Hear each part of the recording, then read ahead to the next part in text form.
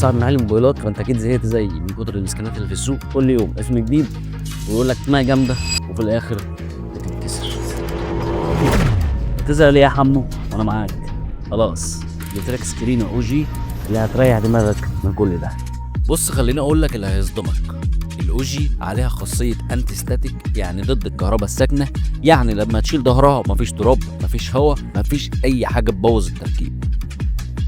والسكرين الاو جي جايه بلزق زيت، بتلزق اسرع، بتتمسح اسرع، بتثبت اسرع، والاهم ما تلمش تراب وانت بتركبها. بص على الحواف مشطوفه، يعني مش هتتكسر من اول خبطه زي معظم السكرينات اللي بنرجعها للزباين. والاو جي معموله من ازاز محمل مرن، بيتني بيتحمل، والخبطه تيجي في السكرينه مش في شاشتك.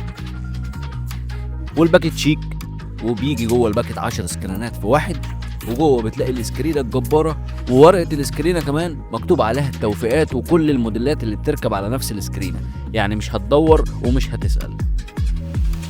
سواء صاحب محل او زبون عايز يحمي موبايله، الاو جي هتوفر لك فلوس، هتمنع الخساير، هتحمي شاشه موبايلك من اول خبطه. قول لهم يا حمو جربوها بس وهتعرفوا الفرق. احنا مش بنقول كلام وخلاص.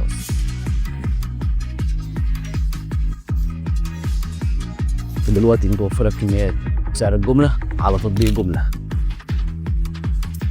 وشيل كومنت لو عايز تعرف سعرها، وشير للفيديو علشان صحابك يستفادوا، مش هتبقى ناصح لوحدك يعني.